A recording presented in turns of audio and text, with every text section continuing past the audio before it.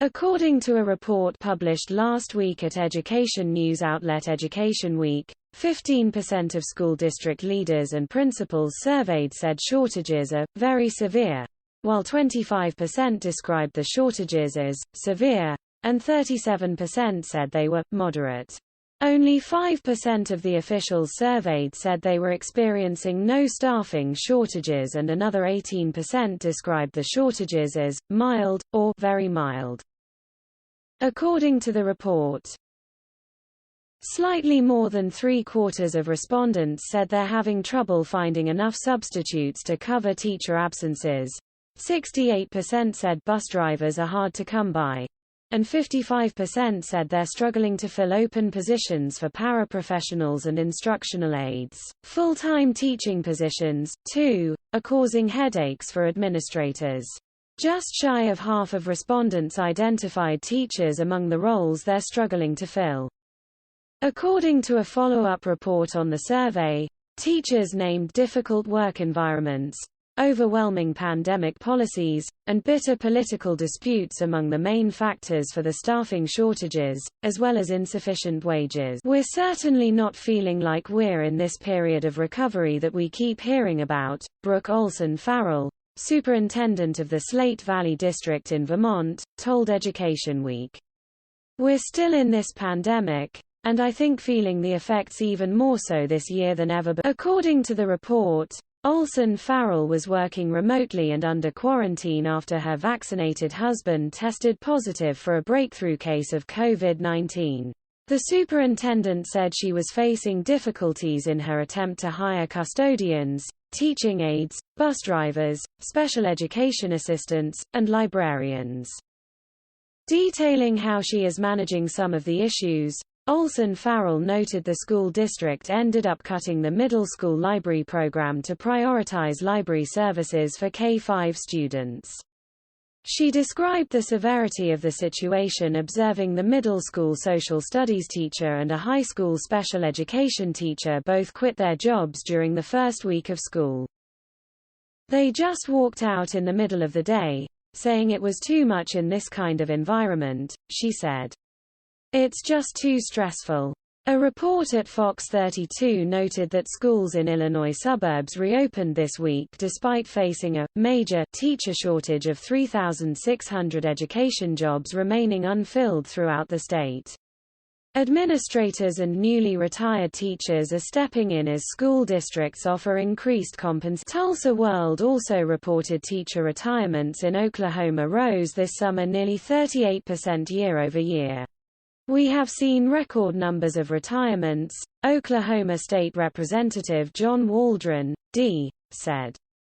We are facing a chronic shortage of applicants for teaching positions, and we are certifying more and more teachers on an emergency basis. This is school districts with significant staffing shortages are mostly managing them by asking current employees to take on additional responsibilities, the Education Week survey noted. Of the principals and district officials who responded, 66% said they were handling staffing shortages by asking current staff to take on additional tasks. The K-12 public school crisis comes just several months after the Biden Department of Education announced it would spend the Democrats' American Rescue Plan's historic funding for schools, in order to advance equity as a central focus of education in the United States. The Education Department said its announcement was part of the department's ongoing efforts to implement President Biden's Day One executive order to advance racial equity and support for underserved communities across the federal government and build our schools and communities back better than before the pandemic. The Biden Education Department released a report that it claimed showed the coronavirus pandemic delivered disparate impacts on students in underserved communities. Observations from the report include impacts of the pandemic on both K-12 and post-secondary education students, including how COVID-19 has deepened pre-pandemic disparities in access and opportunities facing students of color, multilingual learners, students with disabilities, and LGBTQ+ students, with significant impacts on their learning. The report also discusses how many students have lost access to mental health services during the pandemic, with early research showing disparities in negative mental health impacts based on students' race, ethnicity, LGBTQ+ identity, and other factors. Additionally, the report includes data discussing how the pandemic has caused heightened risk of harassment, discrimination, and other harms for Asian American and Pacific Islander students, and recognizes that the pandemic may have put students at heightened risk of sexual harassment, abuse and violence, particularly. Meanwhile, homeschooling has increased dramatically in the United States.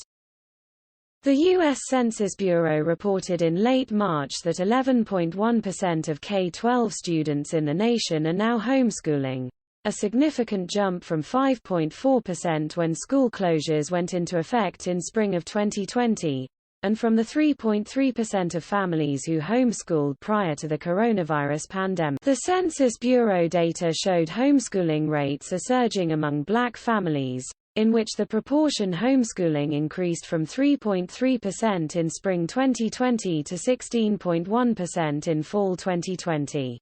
Pastor Cecil Bly of More Grace Ministries Church in Louisville, Kentucky, told Breitbart News in April he and his fellow pastors have seen a surge in homeschooling among families in Black churches in Louisville, as well as a push to start private schools and charter schools by Black pastors. Yes, I am seeing more Black families interested in homeschooling and joining co-ops or small schools, as polls suggest, Bly said. Emphasizing the trend is allowing for more involvement in K-12 education by Black churches. The effect is that Black students are skipping grade levels, becoming more proficient and flourishing in these more structured traditional environments, he noted.